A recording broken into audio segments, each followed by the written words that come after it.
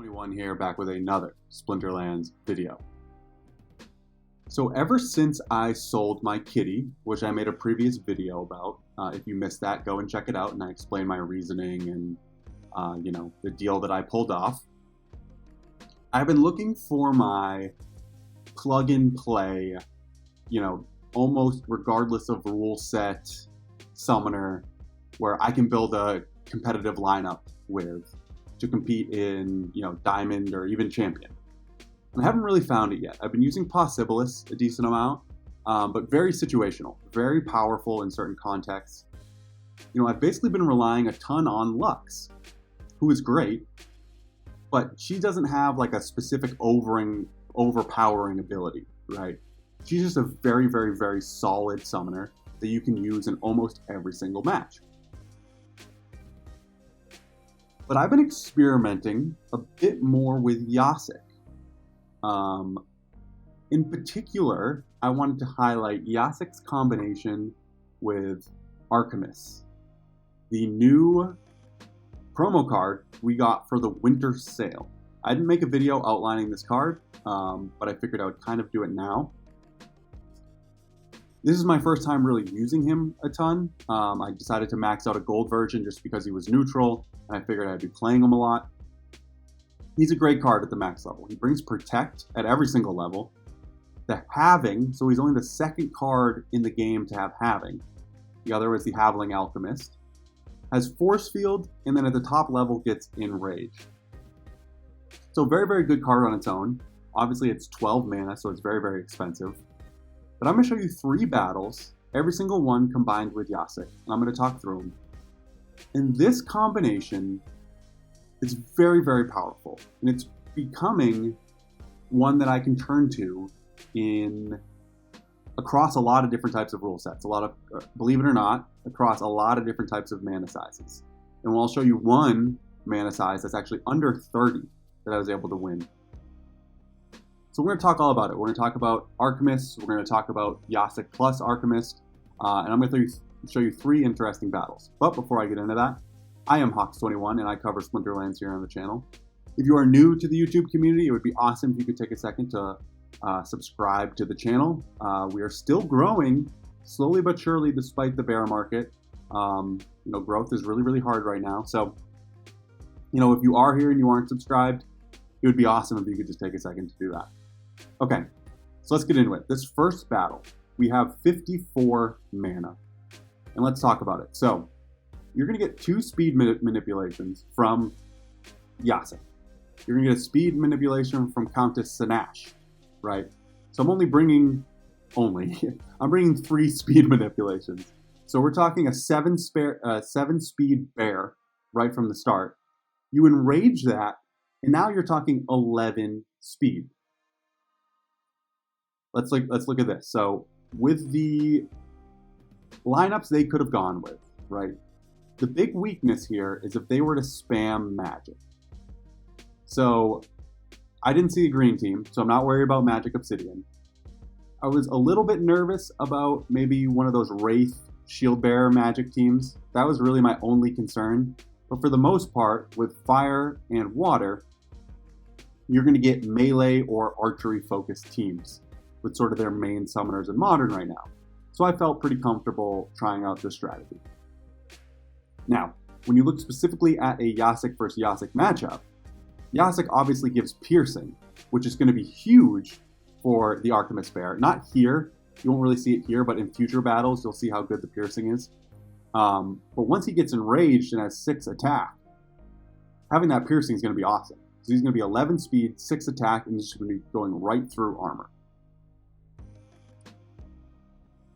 Now, the armor that he brings with the Protect is also key here, especially when you're going against Jacek, because it's kind of random, right? It's not kind of random, it's very random. You don't know where these attacks are going to go. And yes, Jacek does bring Piercing, as I just mentioned. So, these big attacks are going to go through the shield. But the big thing is they have to go through the shield. So if you look, his entire back line doesn't have any armor, right? Besides the lava launcher. Mine is all going to have 2 armor. So that's just 2 additional pieces of health / armor that their archery is going to have to go through that mine doesn't. So while there is still a little luck involved, the numbers shift to my side because he's going to need to get really, really lucky in where he hits to make sure he gets rid of all of the armor, where I don't need to get as lucky. And the other thing is, if they are going to attack the front, again, we're talking when enraged, a 11 speed bear with force field. So anything that's over 5 attack is only going to hit for 1. And then the last thing, before we hit play on this battle, I promise it's the last thing, the halving ability. So I bet a lot of you aren't familiar with this ability because, again, only one card had it. They dropped it for a promo card for the Bitcoin halving sometime during the Untamed set. I never got it. It was too expensive. But basically, as you can see from here, each time this monster hits a target, the target's attack is cut in half. And it's rounded down. So if you hit something with 5 attack, you normally expect it to go to 3. But here, it's actually going to go all the way down to 2. So that's part of the reason when you're expecting to go against water, this is a particularly good play. Because think about the Demon Shark. It starts with 4 attack, it gets enraged, now you're talking 6 attack. So halving is going to bring it down to 2, and the enrage is only going to be for 3. So you can really cut down the damage of a Demon Shark. Okay, I've talked too much. Let's start the video.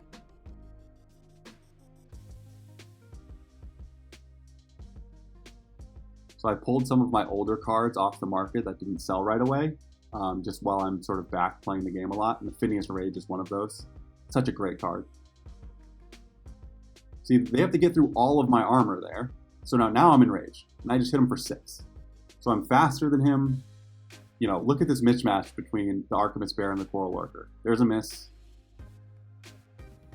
And then my backline just doesn't have armor to go through. Their team was faster than me, at least up front. But I'm just able to do more damage right away. They're stunning me. They're definitely getting their damage in, but it's just too late. I just didn't have to go through any of the armor that they did.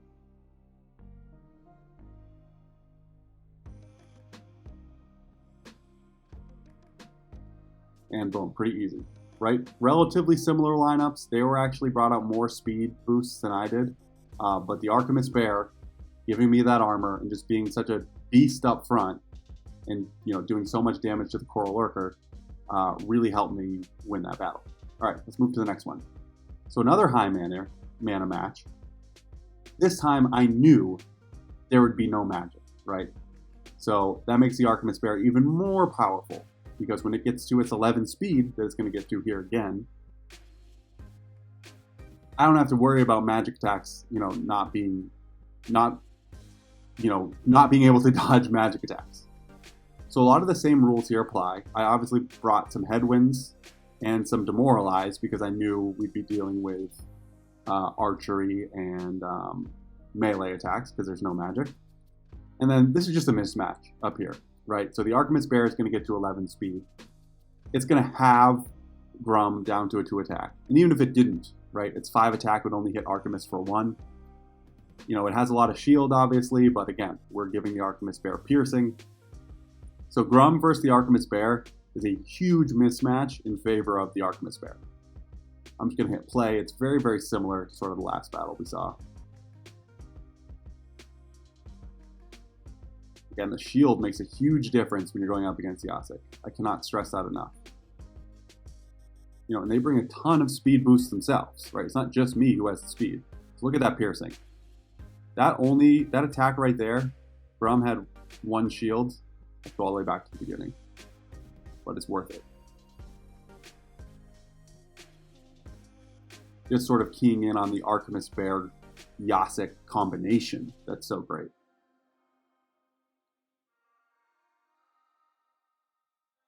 So he's going to attack here. So normally, with the 1 shield, the Arkemis Bear doesn't come with piercing. So this 1 shield would eat up all 6 of my attack. So now I have piercing, I'm going to hit the 1 armor, and then it's going to do 5 damage straight to the Grum. And bring it down to 9. And have it at the same time. So, Look at that Grum right now. Grum is in a tough spot. You know, and again, they do a lot of damage. They're doing stuns. It's really, you know, I got the miss up front, and then the Arkemis Bear cleans up the last 5 damage.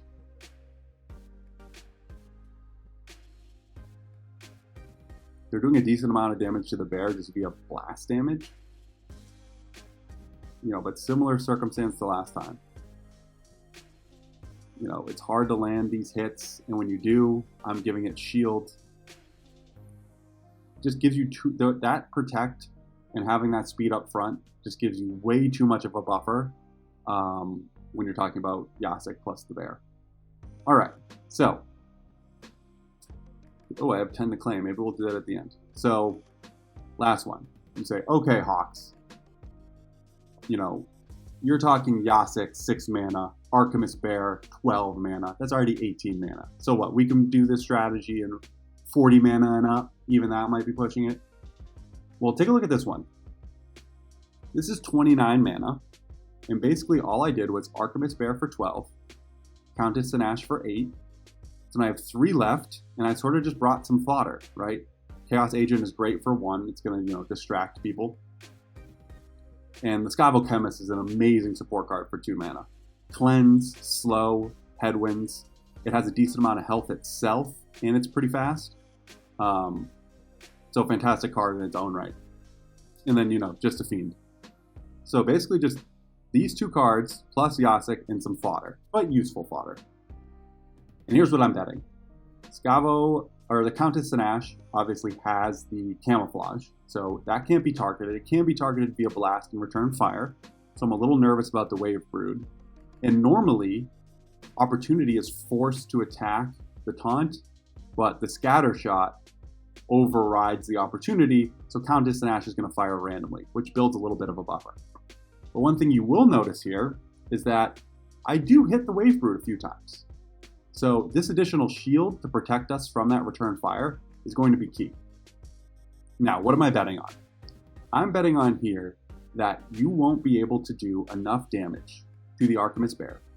Again, I'm not expecting magic here because of the rule set. So counterspell, all monsters have the magic reflectability. Generally speaking, people won't play magic because all of that magic will just send back.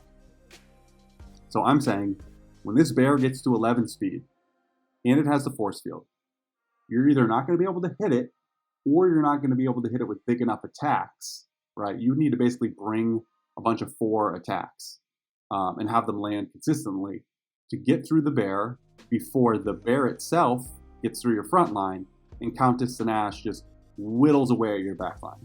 Oh, and you want to bring Triage? Well, Countess Sanash has the chance for Affliction. So this is a mid-mana strategy, 29, under 30. Where I'm able to play the bear. It ends up being pretty close, but as you can see, there's going to be a ton of misses on the 11 speed bear. You know, and they're playing Lux, an amazing summoner. You'll see the piercing here because they're, you know, they have a lot of shield, and the game, it's a protect game, right? So I'm bringing that extra protect. So right off the bat, we hit the Wave Brood. So that 2 protect already has come in handy. And you know, they keep repairing up front, which is really annoying. So we hit the Affliction. But if we didn't have the piercing and they just kept repairing up front, we would just be hitting against a wall. You know, and now he's enraged. So now we're going to be able to just go right through it. And I mean, good luck hitting him. So there's one. There we go. We landed another Affliction. Miss, miss, miss on the Dr. Blight, miss. Again, right through that shield. You know, and 3 out of their 4 backline monsters right now are afflicted. Miss, miss. Right through that shield with the piercing. Again, a little bit return fire. Good thing we have those shields. Miss. Miss. Bear's untouchable. You know, this is slowly becoming my new plug and play strategy. It's absolutely insane. And now we're at a point where they can only have one monster attack, and it's impossible. It's 100% dodge chance. And ultimately it just doesn't matter. Bear finishes it off. So 29 mana match. We're able to fit Jacek plus the Arkemis Bear. Again, so that's the last battle I have to show you. Let's go open these up while we wait. Here we go. So obviously, what's the one thing I'm looking out for? I want to be careful not to play this during magic spam. That's really about it. Again, mana size is a factor. I can't fit it in certain mana sets, but as you can see, under 30, you might be able to squeeze it in. Could I have done without the Dr. Blight there? Maybe. He distracts the Deep Lurker for a really long time. Maybe without that distraction, I would have been in trouble.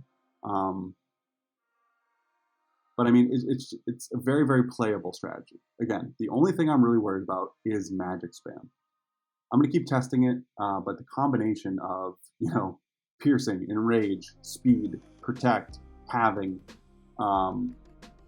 it's just so powerful. So I'm excited to keep testing that strategy, and I'll report back if I find other synergies with the Arkemis Bear. But for now, this is the one it's this one, and then the other one that I'm doing a lot is with Possibilis. I recorded, I wanted to focus on this one strategy here for this video, but in my Possibilis video, which is one of the last ones I released, you can see that putting the Arkemis Bear in the reach position with Possibilis also works really, really well. So if I get enough of those types of battles, I'll make a video on that as well. But for this one, just wanted to focus on Jacek plus the bear. Okay, to end, we're going to open up these 10 diamond chests. I'm not expecting a lot, obviously. Ooh, nice little chunk of SPS I will take. SPS's price is in the gutter, but we'll still stack it, and post bear market, whether that be 6 months, 12 months, 18 months, we see a run up in SPS, I will certainly have a lot of it. Let's go see. Yeah, look at that.